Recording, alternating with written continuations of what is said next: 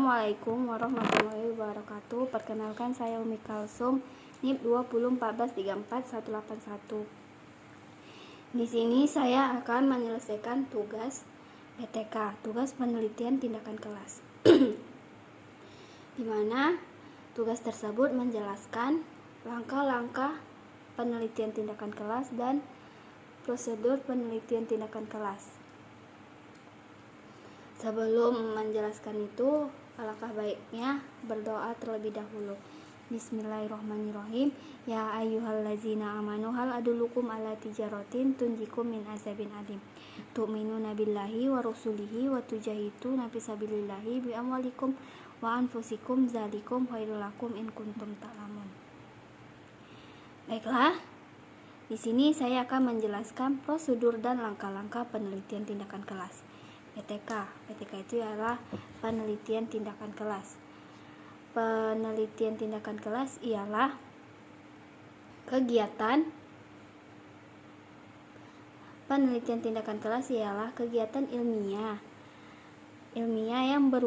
kegiatan ilmiah yang berupa tindakan pada bidang sosial, mana PTK, penelitian tindakan kelas yang dilakukan di dalam kelas. Penelitian tindakan kelas ini ialah kegiatan ilmiah yang berupa tindakan pada bidang sosial yang dimulai dari perancangan, pelaksanaan, dan pengamatan dan refleksi.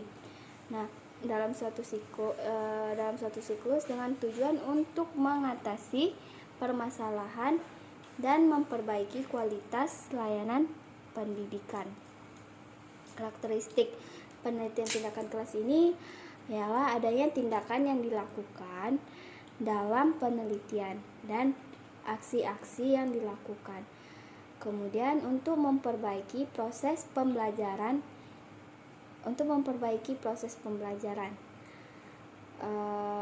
Setelah itu maka karakteristik penelitian tindakan kelas itu adanya masalah dalam kehidupan yang akan dipecahkan. Kemudian untuk memperbaiki tujuan pembelajaran atau proses pembelajaran yang sedang berlangsung di dalam kelas.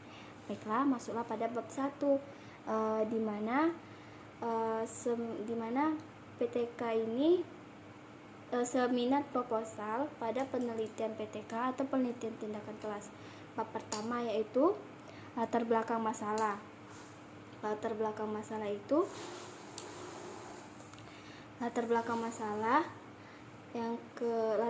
masalah ialah menceritakan masalah-masalah yang ada dan yang akan diangkat dalam latar belakang masalah tersebut. Kemudian setelah ada latar belakang masalah, yang kedua itu ada identifikasi masalah. Identifikasi masalah itu harus berkaitan dengan latar belakang masalah. Nah, di mana di latar belakang masalah itu terdapat identifikasi masalahnya 7 atau 8.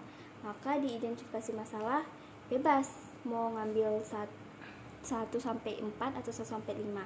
Kemudian ada batasan masalah.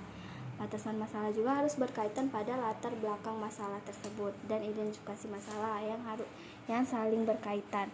Kemudian rumusan masalah. Adanya rumusan masalah. Rumusan masalah itu bisa terdiri dari 1 sampai 3 sesuai apa yang ingin dibuat. Rumusan masalah itu juga harus berkaitan pada latar belakang masalah.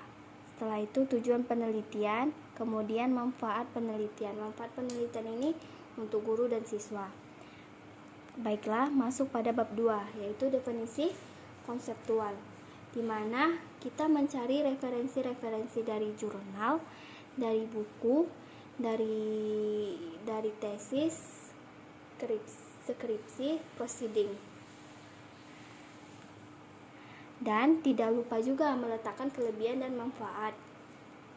Bisa diletakkan pada latar belakang masalah juga, bisa diletakkan pada bab 2.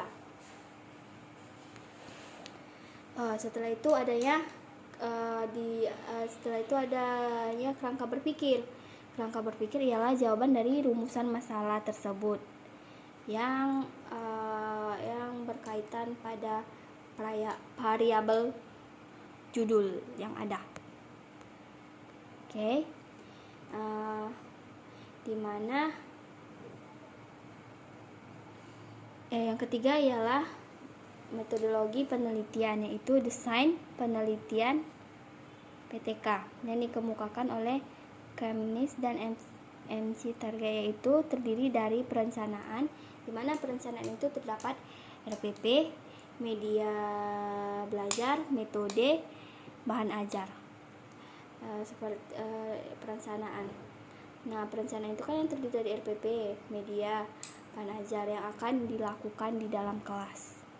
Oke, baik. Yang kedua itu tindakan yang dilakukan di dalam kelas. Yang ketiga observasi yang dilakukan. Yang keempat itu refleksi. Nah, kemudian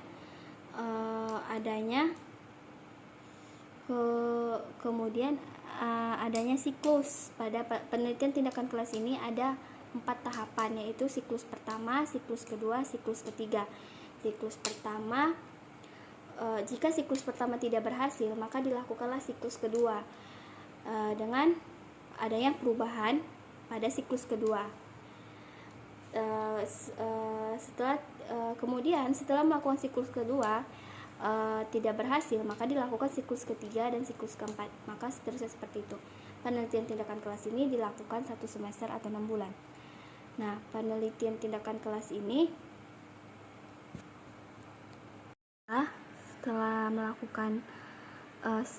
setelah ada 4 siklus pada penelitian tindakan kelas.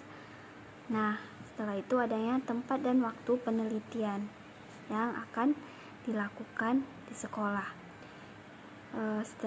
Kemudian ada subjek dan objek penelitian, kemudian ada instrumen penelitian yang menggunakan observasi guru dan observasi siswa. Teknik pengumpulan data yaitu observasi teks yang berupa soal, baik itu pilihan ganda ataupun isian. Non-teks ialah berupa pernyataan. Habis itu dokumentasi, kemudian teknik analisis data menggunakan analisis yang dilakukan setelah pengumpulan data yang diambil.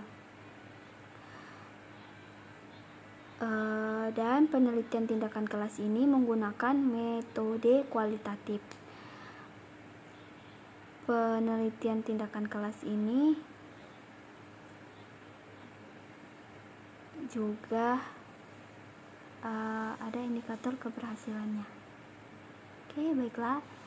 Sekian dari saya mengenai penjelasan langkah-langkah dan prosedur penelitian tindakan kelas. Lebih dan kurangnya saya mohon maaf. Saya hanya manusia biasa. Assalamualaikum warahmatullahi wabarakatuh.